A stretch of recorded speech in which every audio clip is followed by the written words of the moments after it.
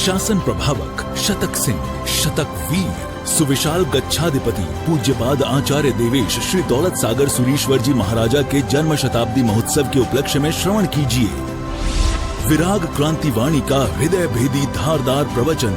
जिन शासन जिंदाबाद। क्रांतिकारी प्रवचनकार श्री शत्रुंजय महातीर्थ सेवक, कत्ल खानों के जाहिर विरोधक, लाखों पशुओं के रक्षक, मिशन हिंसा मुक्त पालिताना के मार्गदर्शक, श्वेतांबर मूर्ति पूजक तपोगच्छीय सुविशाल सागर समुदाय के गौरव, पूज्य पन्यास प्रवर श्री विराग सागर जी महाराज। अधिनाथ शाश्वती ओली की आराधना यत्र तत्र सर्वत्र सब जगह पर बहुत शानदार रूप से चल रही है। पिछले बार जो चैत्री ओली की जो आराधना थी, तब तो सभी साधकों ने अपने घर में बैठे बैठे, इतना कड़क लॉकडाउन था और उस वजह से कोई भी आराधना सामुदायिक रूप से कर नहीं पाए थे। लेकिन अब कुछ कहर कम हो चुका है कोरोना का, और इसी वजह से हर संघ में बड़े उत्साह के साथ, उल्लास के साथ सामुदायिक ओली की आराधना, नौपत भगवान की आराधना, एम्बिल की आराधना हर संघ में चल रही है। जो भी विधि पूर्वक एम्बिल कर रहे हैं, करा रहे हैं, और जो भी विधि पूर्वक नौपत भगवान की साधना कर रहे हैं, उन सभी की मैं अनुमोदना करता हूँ, सभी को शाता पृच्छा करता हूँ। आप सभी तपस्वी सुख शाता में हो। देखो, इतने दिन से घर में बैठे बैठे और हर प्रकार की स्वादिष्ट जो भी कुछ, चाहे मिठाई हो, फरसान हो, व्यंजन हो, नित नए व्यंजनों को, नित नए आइटम्स को खा कर आपके जीभ को जो स्वाद का जो रंग लगा है, जो आपको जो स्वाद का जो एक आनंद, आपने एक लिज्जत जो उठाई है, और अब अचानक ये एम्बिल की ओली में 9 दिन एम्बिल करना।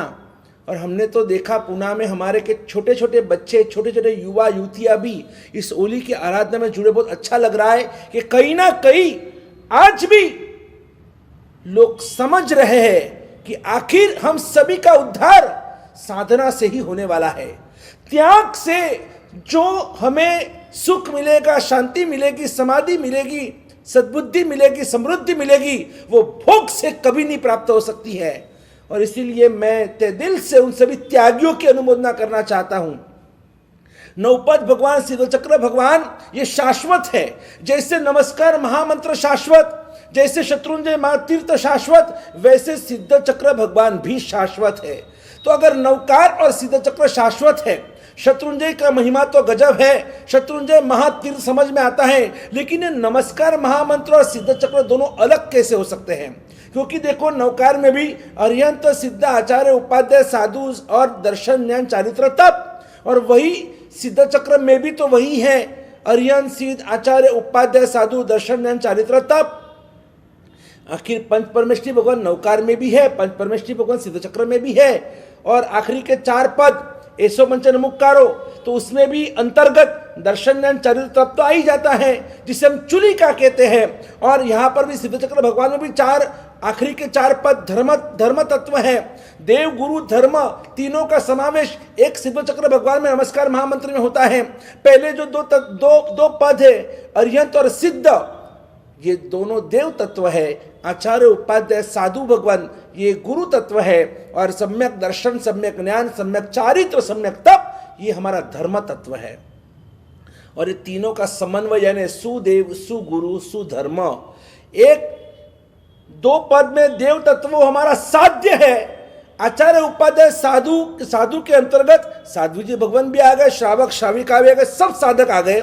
इसलिए ये जो 3 पद है, आचार्य, उपाध्याय और साधु, ये हमारा साधक है, ये हमारे साधक है। और आखिरी के 4 जो पद है, दर्शन, चारित्र, तप, ये साधना है। यानी कि साधक साधना द्वारा साध्य को सिद्ध करता है। और ऐसे ही एक साधना हमने सिद्ध चक्र भगवान की करने के लिए हम सभी तत्पर बने। अरिहंत परमात्मा की एक आज्ञा है, उन्होंने एक आज्ञा फरमाई है, जीव कभी तुम स्वार्थी मत बनना, आप स्वार्थी नहीं, हमेशा परमार्थी बनो, परोपकारी बनो। सिद्ध भगवंतों की आज्ञा है, हे जीव तू कभी आसक्त मत बनना, तू आसक्त नहीं तू अनासक्त योगी बनना। सभी चीजों का त्याग करना सीखना, छोड़ना सीखना, चाहे वो पैसा हो, चाहे वो पद हो, चाहे वो प्रतिष्ठा हो, कोई भी प्रकार की आपको कोई ममता नहीं रहनी चाहिए। और हमेशा सिद्ध भगवंत हमें अनासक्त भाव सिखाते हैं कि हमें अनासक्त रहना चाहिए। आचार्य भगवंतों की आज्ञा है, कौन सी आज्ञा है? आचार्य भगवंत कहते हैं कि आज दुनिया में हर जगह पर अनाचार, दुराचार, व्यभिचार, हिंसाचार, हर जगह पर देखो तो अनाचार ही अनाचार है। हर जगह पर देखो तो कहीं ना कहीं बस बदबू ही बदबू देखने को मिलती है। और ऐसी स्थिति में आचार्य भगवंत ने आज्ञा की है, जीव तू अनाचारी, दुराचारी, व्यभिचारी, भ्रष्टाचारी के हिंसाचारी नहीं, लेकिन तुझे बनना है ज्ञानाचारी, दर्शनाचारी, चारित्राचारी, तपाचारी, वीर्याचारी। तुझे ये 5 जो सम्यक आचार होते हैं कि जिनसे तू भी सुखी बनेगा, पूरा विश्व भी सुखी बनेगा, और तेरा मन, तेरी काया, तेरी बुद्धि और तेरी समझ, तेरी आत्मा कैसे निर्मल रह सकती है। और इसी के लिए हमें ये परमात्मा की आज्ञा का परिपालन करने वाले ऐसे आचार्य भगवंतों की आज्ञा कि नहीं है जीव तू आचार संपन्न बन जा। और उपाध्याय भगवंत कहते हैं जो मां के समान है, और ऐसे उपाध्याय भगवंत कि जो हमेशा 12 अंग का ध्याता जिनको कहा गया है, जो आगम शास्त्र के पाठक होते हैं और इतने तपस्या में झुक जाते हैं, और ऐसे उपाध्याय भगवंतों को नमन करते हुए उनकी आज्ञा का हमें पालन करना चाहिए। उपाध्याय भगवंत कहते हैं, हे जीव तू अज्ञानी नहीं, तू सम्यक ज्ञानी बन, तू विवेकी बन, तुझमें विनय गुण होना जरूरी है। अगर तुझमें विनय है, विवेक है, मर्यादा का परिपालन है, और वो सम्यक ज्ञान, सम्यक श्रद्धा से परिपूर्ण है, तो दुनिया में तुझे कोई कभी भी तुझे रोक नहीं सकता है आगे बढ़ने में। वो हमेशा तेरा विकास होगा। सम्यक ज्ञान की प्राप्ति करना आवश्यक है। आज स्कूल कॉलेज में हमें जो ज्ञान मिल रहा है वो ज्ञान, वो एक व्यवहारिक ज्ञान है, उसे हम सम्यक ज्ञान नहीं कह सकते हैं। वो सम्यक ज्ञान में पूरक हो सकता है, लेकिन जो उल्टा विज्ञान कि जिसमें सिर्फ एक्सपेरिमेंट करके और हमें हमारे शास्त्र से, हमारे धर्म से हमें दूर जो हमें ले गया, वो विज्ञान है। ऐसे विज्ञान की हम तारीफ नहीं कर सकते हैं कि जो सिर्फ धर्म से ही नहीं, आज इंसान से दूर हो गया, आज दिल से दूर हो गया है। आज हम एक दूसरे को देखना भी पसंद नहीं करते हैं। दिल के बीच में एक दीवार खड़ी हो गई है। ये विज्ञान किस काम का? तभी तो किसी शायर ने लिखा है, ये सच है कि आज विज्ञान का तूफान आया है, क्योंकि हर कदम पर आदमी से घबराया है। यह सच है कि आज विज्ञान का तूफान आया है, बवंडर आया है, क्योंकि हर कदम पर आदमी से घबराया है। हंसी आती है ये सोचकर क्या करेगा वो चांद पर जाकर।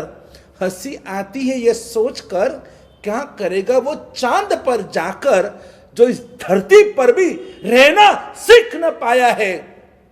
कोई मतलब नहीं है कि आज उसको धरती पर रहना उसको आता ही नहीं है। पंछी की तरह आकाश में उड़ना आता है, मछली की तरह पानी में तैरना आता है, लेकिन इंसान बनकर इंसान की तरह उसे इस दुनिया में, इस पृथ्वी पर रहना नहीं आता है। अपने घर की हालत देखो, अपने समाज की हालत देखो, अपने इस देश की हालत देखो। सभी को पता है कि भ्रष्टाचार तो कॉमन है, कहीं पर भी सिक्योरिटी नहीं है, कहीं पर भी कोई भी हादसा हो, लूट फाट, डकैती, रेप, ये सब हमारे यहाँ पर कॉमन एजेंडा हो चुके हैं। अब किसी को कुछ सब यूज्ड टू हो चुके, सब सुनकर हमारी चमड़ी भी इतनी जाड़ी हो चुकी है। कभी किधर हमने देख भी लिया, सुन भी लिया, तो भी हम गुजराती में कहेंगे आँख आड़ा कान, उसको निगलेक्ट कर लेते हैं, छोड़ देते हैं, क्या करें, सब ऐसे ही चल रहा है। तो इसीलिए तो हमें अब सतर्क रहना होगा।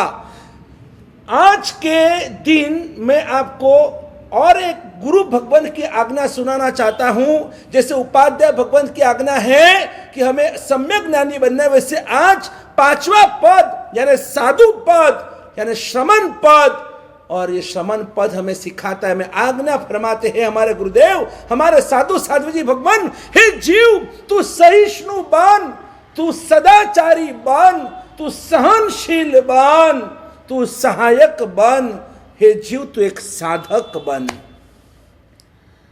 गुरु भगवंतों की आज्ञा साधु बनने की आज्ञा है, संसार छोड़ने की बात बताई, लेकिन वो संसार छोड़ना हमारे लिए कठिन हो गया है।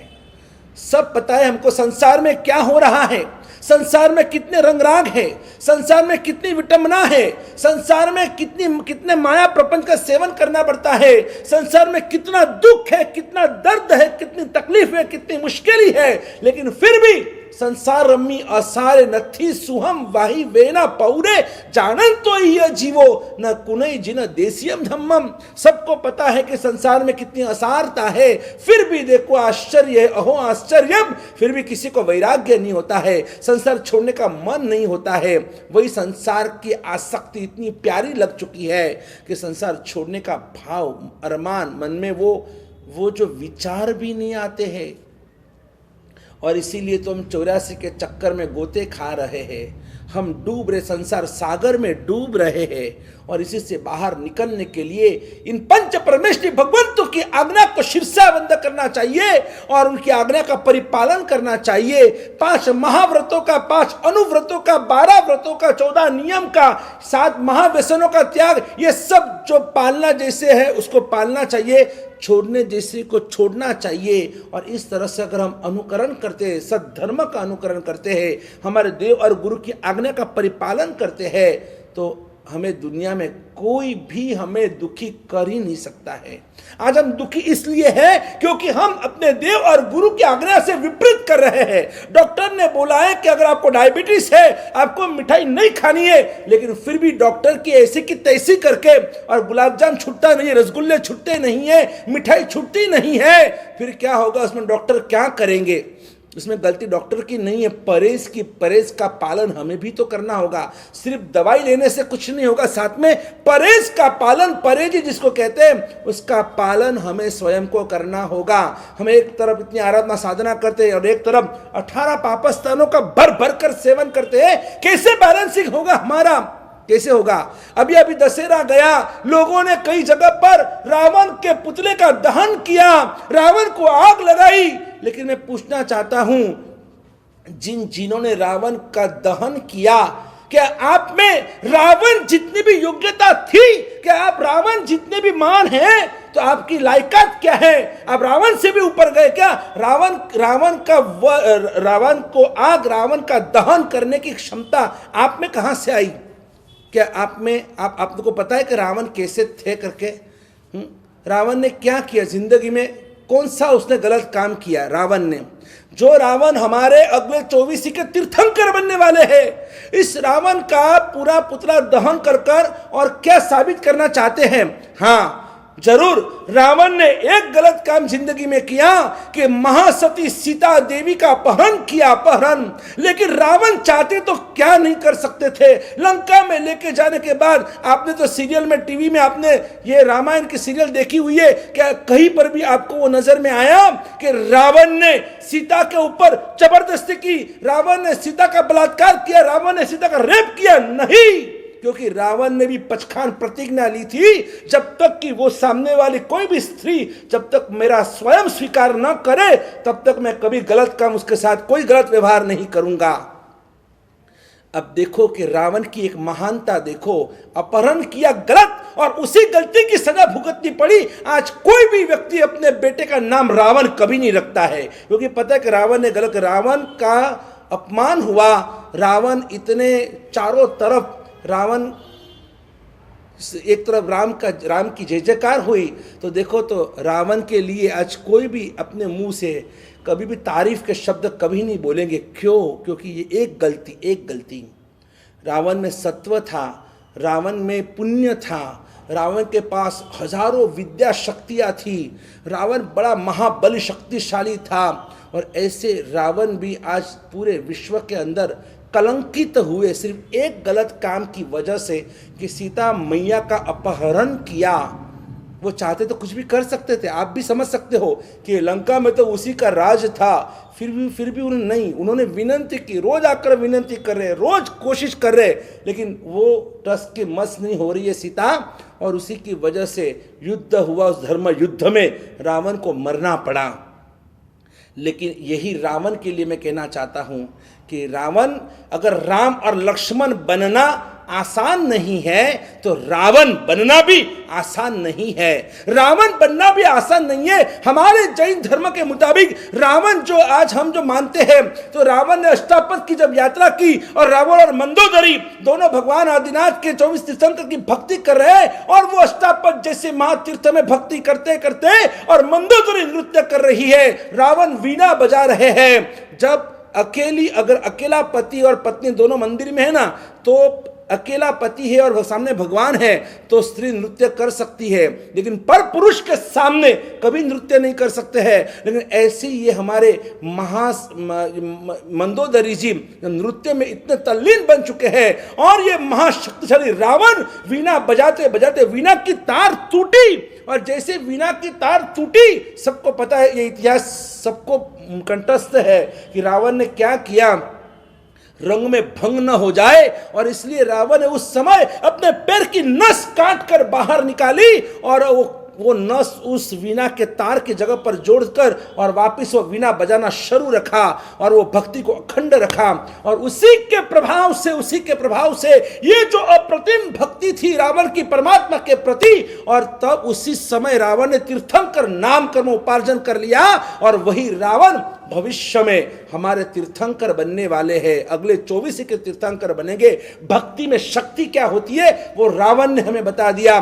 चाहे कितने भी दोष दुर्गुण, लेकिन एक सद्गुण ऐसा था रावण में भी कि जो अप्रतिम भक्ति थी, और ऐसी भक्ति हमें भी करनी है। मैं जब पालीताना में था और शत्रुंजय गिरिराज के सानिध्य में, मुझे भी ऐसी भक्ति अंदर से उमड़ने लगी, और इसी के गिरिराज के प्रभाव से, दादा आदिनाथ के प्रभाव से, 1 नहीं 2 नहीं 3 नहीं 4 नहीं 5 नहीं 6 छत्रीसी बनाने का सौभाग्य दादा ने मुझे दिया। नवकार छत्रीसी, जिसमें नमस्कार महामंत्र की 36 जितनी अद्भुत स्तुतियां है। उसके बाद ऋषभ छत्रीसी, भगवान आदिनाथ की 36 स्तुतियां। गिरिराज छत्रीसी, जिसमें शत्रुंजय गिरिराज की 36 स्तुतियां है। और अरहम छत्रीसी, जिसमें तीर्थंकर परमात्मा के साथ की संवेदना और वो निगोद से निर्वाण की यात्रा की 36 स्तुतियां है। और 5वीं छत्तीसी थी संकेश्वर। पहली बार जब मेरा जाना हुआ, और तब विहार में और जो भी रचना हुई वो 108 पार्श्वनाथ छत्रीसी यानी के संखेश्वर छत्रीसी, उसमें भी 36 स्तुतियां 108 पार्श्वनाथ भगवान की है। और छठे नंबर की छत्तीसी है वह गुरु वरम छत्तीसी, यानी कि अपने अपने गुरु के लिए, हर शिष्य अपने गुरु के लिए क्या मन में भाव रखता है, और ऐसे जनरल सभी गुरु भगवंतों का नजर समक्ष रखकर और एक 36 स्तुति की रचना हुई है।